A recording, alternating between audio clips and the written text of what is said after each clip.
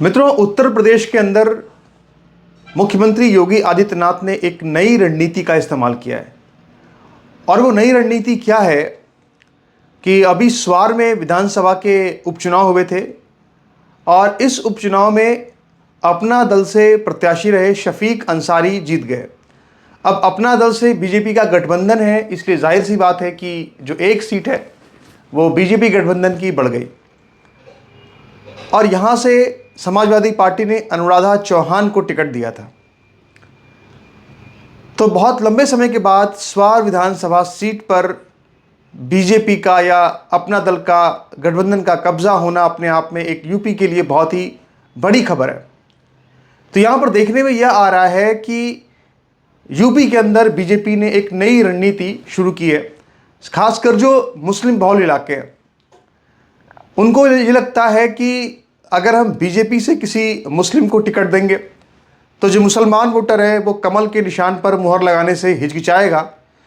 तो उन्होंने एक मौका दे दिया कि भाई अपना दल से मुस्लिम प्रत्याशी खड़ा कर देंगे और ये जो प्रत्याशी होगा इसको जो मुसलमानों का वोट मिल जाएगा तो आराम से बीजेपी गठबंधन की विजय हो जाएगी। तो इसी रणनीति के तहत स्वार में इस फॉर्मूले को जब अपनाया गया तो देखा गया कि स्वार में काफ़ी अच्छे मतों से वहाँ पे जो अपना दल के विधायक प्रत्याशी थे शफीक अंसारी वो जीत गए और समाजवादी पार्टी के प्रत्याशी की इसमें हार हो गई। लेकिन इसी संदर्भ को लेकर के, इसी मामले को लेकर के एक आज़म खान का बयान जो है वो ट्विटर पर, सोशल मीडिया पर वायरल होने लगा और ये कहा जाने लगा कि स्वार से जो आज़म खान के बेटे हैं अब्दुल्ला अंसारी वो चुनाव, ऐसा दावा किया गया उस ट्विटर में कि इस तरह के पोस्ट में कि वो चुनाव लड़े थे और वो जो है चुनाव हार गए। तो क्या वो था बयान, ज़रा एक बार आप देखिए। आज़म खान ने एक बार ये बयान दिया था कि अब्दुल्ला कभी हार नहीं सकता क्योंकि अब्दुल्ला जो है वो अल्लाह का प्यारा नाम है। तो ये बयान इसमें वायरल हो रहा है, ज़रा ये बयान सुनिए एक बार। इसलिए कि अभी कोई माई का लाल 150 करोड़ के हिंदुस्तान में अब्दुल्ला को इसलिए नहीं हरा सकता कि अल्लाह का सबसे पसंदीदा नाम है।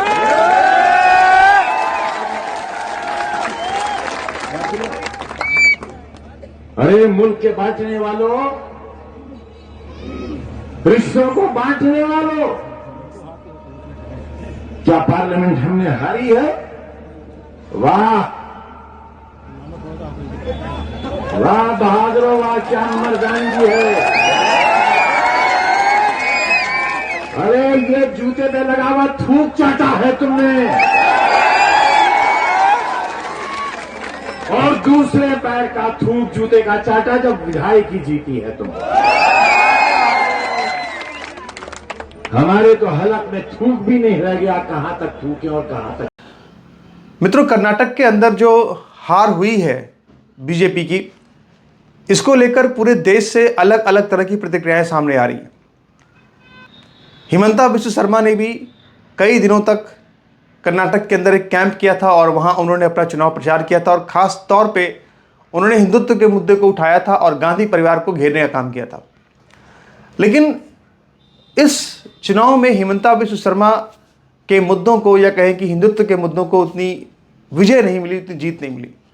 तो इसको लेकर के हिमंता बिस्वा शर्मा से सवाल पूछा गया तो इस पर हिमंता बिस्वा शर्मा ने ये जवाब दिया है कि सचिन तेंदुलकर भी कभी कभी शून्य पर आउट हो जाता है, इसीलिए बीजेपी का एक स्टेट हार जाने से बीजेपी के बारे में कोई कयास नहीं लगाने चाहिए। इस बयान पर मेरी क्या टिप्पणी है इस पर मैं अवश्य ही आगे बात करूंगा, लेकिन पहले ये बयान सुनिए। देखिए, सचिन तेंदुलकर तो हमेशा डबल सेंचुरी मारते हैं, कभी जीरो भी मारते हैं, तो उसी को ही एक स्टेट जीता, इतना बड़ा हल्ला हम तो कितना बार जीत चुका हूं, हम तो कभी इतना हल्ला नहीं करता है। तो मेरा तो देख के ही काल से ऐसा लग रहा है कि पूरा ऐसे कि कोई विश्व युद्ध में विजयी हो गया।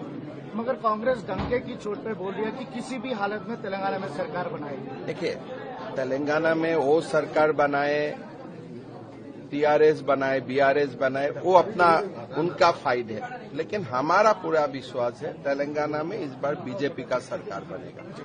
मित्रों, मुझे लगता है कि असम के मुख्यमंत्री हिमंता बिस्वा शर्मा को बहुत ही उम्मीदों के साथ कर्नाटक के क्षेत्र में लगाया गया था और वो उम्मीदों पर अपनी खरे नहीं उतरे। अगर देखा जाए तो कुल मिलाकर के बात यही कही जाएगी कि उनका दांव भी नहीं चला। तो ऐसी स्थिति में एक स्टेट की हार को सिर्फ एक क्रिकेट के मैच से तुलना कर देना मैं समझता हूं कि उचित नहीं है। कर्नाटक की हार कोई ऐसी हार नहीं है बीजेपी की कि जिसमें बीजेपी को 100 सीटें मिली हों, कांग्रेस को 120 सीटें मिली हों। बहुत बुरी हार है, बहुत तगड़ी हार है। आप सोचिए कि एक पार्टी 136 पहुंच गई और बीजेपी जो है वो 65-68 के पास रुक गई, तो ये अपने आप में कितनी बड़ी जीत है एक तरह से कांग्रेस पार्टी की। तो इस पर बीजेपी को बहुत ही गहराई से चिंतन करने की आवश्यकता है।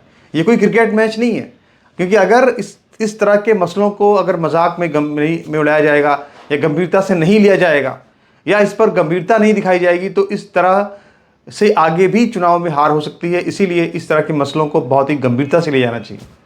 मित्रों, इसके अलावा मैं आपको आज पाकिस्तान से कुछ अहम खबर बताना चाहता हूँ।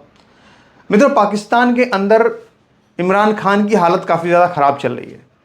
इमरान खान ने सेना से दुश्मनी की है और आज तक का इतिहास ये है पाकिस्तान के अंदर कि जो भी सेना से दुश्मनी करता है उसका पाकिस्तान के अंदर एक पॉलिटिकल सर्वाइवल जो है बहुत मुश्किल हो जाता है। चाहे हम देखें उदाहरण जुल्फ़िकार अली भुट्टो का, जिनको की फांसी दे दी गई थी, वो भी एक बड़े लोकप्रिय नेता थे पाकिस्तान के। और इमरान खान भी अब एक लोकप्रिय नेता है पाकिस्तान की, इसमें कोई और नहीं। लेकिन उन्होंने जिस तरह से पाकिस्तान की सेना के खिलाफ इतना खुलकर बोला है, वैसा कभी पूरे पाकिस्तान के इतिहास में किसी ने भी सेना के खिलाफ पाकिस्तान की इतना खुलकर नहीं बोला। और उनके साथ मुश्किल ये हो रही है कि सबसे पहले तो उनको सरकार से हटाया गया, इसके ऊपर उन पर कम से कम बहुत सारे केस ला दिए गए। और जब उस केसों में उनको हाई कोर्ट, सुप्रीम कोर्ट के चक्कर लगाने पड़ रहे हैं, जब उनके साथ गिरफ्तारी की नौबत आती है तो उसके बाद जो उनके समर्थक होते हैं वो पूरे देश के अंदर हल्ला बोल देते हैं। कम से कम 50 करोड़ रुपए की संपत्ति जो है इमरान खान के समर्थक जो है पाकिस्तान के अंदर जलाकर राख कर देते हैं या फिर उसका नुकसान पहुंचाते हैं। तो ऐसी स्थिति में जो सेना है वहाँ की, शहबाज शरीफ हैं और जो PPP है, बिलावल भुट्टो की पार्टी, इन सभी पार्टियों को एक मौका मिल गया है। और ये सभी पार्टियां जो हैं अब एक तरह से इमरान खान पर यह इल्ज़ाम लगा रही हैं कि एक तरफ तो वो सेना का एक तरह से मानमर्दन कर रहे हैं और दूसरी तरफ उन्होंने पाकिस्तान की अर्थव्यवस्था को उस वक्त नुकसान पहुंचाया है जब पाकिस्तान की आर्थिक स्थिति जो है वो बहुत बुरे दौर से गुजर रही है। तो अब एक नए केस में उनको फंसाया गया है। वो नया केस क्या है कि कोर कमांडर के घर को आग लगा दी गई पाकिस्तान के समर्थकों के द्वारा। तो अब ये जो मसला है, इस मसले में भी पाकिस्तान के पूर्व प्रधानमंत्री इमरान खान को कोर्ट के चक्कर लगाने पड़ रहे हैं। उनकी हालत काफ़ी ख़राब चल रही है। कब वो बेल के लिए दौड़ते हैं यहाँ से वहाँ, कभी लाहौर हाई कोर्ट, कभी इस्लामाबाद हाई कोर्ट, तो उनकी बहुत ही बुरी हालत चल रही है। तो ऐसी स्थिति में वो काफ़ी खींचे हुए हैं और उन्होंने पाकिस्तान की सेना को लताड़ते हुए एक ऐसा बयान दिया है जिसको आप अगर सुनेंगे तो आपको काफ़ी आनंद आएगा। उसकी वजह क्या है कि उन्होंने एक तो जिक्र किया 1971 का कि अगर पाकिस्तान की सेना जो है, अगर पाकिस्तान की सेना ने, पाकिस्तान के पंजाब के नेताओं ने अगर 1971 में पूर्वी पाकिस्तान यानी कि आज का जो बांग्लादेश है उसके प्रधानमंत्री बनने के दावेदार रहे, चुनाव जीत चुके मुजीबुर रहमान को अगर हटाया नहीं होता, अगर मुजीबुर रहमान को प्रधानमंत्री का पद दे दिया होता तो फिर पाकिस्तान टूटता नहीं। उसी तरह से उन्होंने एक तरह से एग्जाम्पल पेश किया कि वैसे ही मैं भी, अगर इमरान खान ने अपनी बात कही कि अगर मुझे भी अगर प्रधानमंत्री बनने नहीं दिया जाएगा या मेरी कुर्सी छीन ली जाएगी या अगर चुनाव नहीं कराए जाएंगे तो फिर स्थिति इस तरह की बनेगी कि 1971 दोबारा रिपीट हो सकता है और पाकिस्तान का एक और टुकड़ा हो सकता है। यानी सीधे सीधे जो है इमरान खान ने पाकिस्तान की सेना को एक धमकी दी, पाकिस्तान को एक धमकी दी और ये बिल्कुल साफ साफ कहा कि पाकिस्तान का एक और टुकड़ा हो सकता है अगर इमरान खान को, यानी उन्होंने कहा कि अगर मुझे प्रधानमंत्री नहीं बनाया गया तो पाकिस्तान के एक और टुकड़े हो सकते हैं। तो इसको लेकर के जो बयान है इस पर बहुत सरगर्मियां रही पूरे देश के अंदर, पूरी दुनिया के अंदर। तो ये एक बड़ा अहम बयान है, एक तरह से धमकी है सीधे सीधे पाकिस्तान को। इसके अलावा किस तरह से पाकिस्तान की सेना को बहुत बुरी तरीके से जलील किया है, आप जरा देखिए एक बार। आपको ये बयान सुन के आपको काफ़ी आनंद आएगा। आज फिर से याद कराना चाहता हूं ईस्ट पाकिस्तान का, मेरी जिंदगी में हुआ ईस्ट पाकिस्तान। मार्च 1971 के अंदर मैं वहां मैच खेलने गया था ईस्ट पाकिस्तान की अंडर 19 के खिलाफ। हमारा जो जहाज वापस आया था वो आखिरी जहाज था। मुझे अभी भी याद है कि कितनी नफरत हो गई थी पाकिस्तान के खिलाफ। हमें तो यह पता ही नहीं था, इसी तरह जिस तरह आज मीडिया कंट्रोल कर रहे हैं तब ये मीडिया कंट्रोल कर रहे थे। फर्क यह है कि आज सोशल मीडिया है और इन्होंने सोशल मीडिया ही बंद कर दिया इस दौरान, क्योंकि ये अपना वर्जन देना चाहते थे कि शर पसंद और बताना चाहते थे, इन्होंने सोशल मीडिया बंद कर दिया। फेसबुक, ट्विटर, यूट्यूब सब बंद कर दिया। मुल्क को कितना नुकसान हुआ सिर्फ इसलिए कि जनाब इमरान खान को पकड़ना था, तो वो रिएक्शन इन्होंने नहीं दिखाना था कि उसका रिएक्शन क्या है। तो ईस्ट पाकिस्तान में भी यही हुआ था। हमें यहां कंट्रोल्ड मीडिया, पाकिस्तान टाइम्स, हमें तो खबर ही नहीं मिल रही थी। पीटीवी था, वो मैं तो इंग्लैंड गया पढ़ने के लिए, उधर मुझे पता चला वहां क्या हुआ है। आज हमें समझना चाहिए कि ईस्ट पाकिस्तान के लोगों से इतना बड़ा जुल्म हुआ। उनकी जो पार्टी इलेक्शन जीतती है, जिसको प्राइम मिनिस्टर बनना चाहता था, चाहिए था, उसके खिलाफ मिलिट्री एक्शन कर दिया, मुल्क गवा दिया, तबाह करवा दिए। 90,000 हमारे फौजी कैदी बन गए। मुल्क को नुकसान आप अंदाजा भी नहीं लगा सकते कितना हुआ। बंद कमरों में फैसले होते हैं, छोटे से थोड़े से लोग बैठ जाते हैं जिनको पता ही नहीं बाकी दुनिया कैसे चलती है, वहां बैठ के फैसले कर लेते हैं। क्या उन फैसलों का नुकसान होता है वो भी नहीं पता चलने देते। उनकी जब हमूद रहमान रिपोर्ट लिखी गई, पाकिस्तान में शाया नहीं होने दी। वो इतनी ताकत थी उनकी। 25 साल के बाद हिंदुस्तान में शाया होती है। मुल्क कैसे नहीं चलते। और मैं जरा ISPR साहब, जरा थोड़ा सा आपने कोई पीछे, मैं जब जेल में था तो बातें की, मैं उनके को जवाब देना चाहता हूं आपको।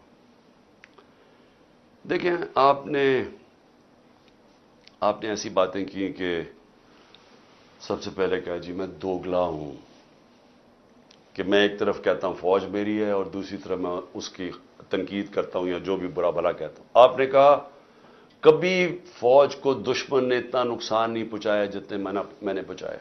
दूसरा आपने रिमार्क पास किया। और तीसरा आपने कहा कि हम अब क्रश करेंगे इनको। देखिए ISPR साहब, मेरी जरा गौर से बात सुन लें। आप जब पैदा भी नहीं ना हुए थे तब मैं अपने मुल्क को दुनिया में रिप्रेजेंट करता था। मैंने अपने मुल्क का दुनिया के अंदर सर ऊपर किया, इज्जत दिलवाई अपने मुल्क को। उठा के देख लें, आप भूल गए होंगे, आप पैदा नहीं हुए होंगे, जरा पता चलवा लें कि इमरान खान ने क्या पाकिस्तान की दुनिया में इज्जत ऊपर की या नीचे की। और आपको यह पता होना चाहिए कि जब वॉर ऑन टेरर हुई और जो पाकिस्तान की मिट्टी पलीत हुई दुनिया में कि हमारा क्या जी फौज दोगली है, क्योंकि तब मुशर्रफ का मार्शल लॉ था, ये हमारे से झूठ बोलती है, करती कुछ है, कहती कुछ है, डॉलर्स हमारे से लेती है और दोगली गेम खेलती है। डबल गेम, दोगला तब नाम इस्तेमाल होता था। पाकिस्तान को वर्ड ही दोगला इस्तेमाल करते थे, डबल गेम का नाम करते थे। जरा इंटरनेशनल मीडिया देखे, किसने अपनी फौज को सबसे ज्यादा जिसकी हिफाजत की, किसने अपनी फौज के साथ इंटरनेशनल मीडिया पे खड़ा हुआ। जब उसामा बिन लादेन, जब वो एबटाबाद में जो वो हादसा हुआ, आपको पता है बैरून मुल्क पाकिस्तानियों के ऊपर जो गुजरी आप अंदाजा नहीं लगा सकते। उन्होंने कहा हमारे से पैसे ले रहे हैं और उसी को अपने एकेडमी के पास एबटाबाद में पाला हुआ है।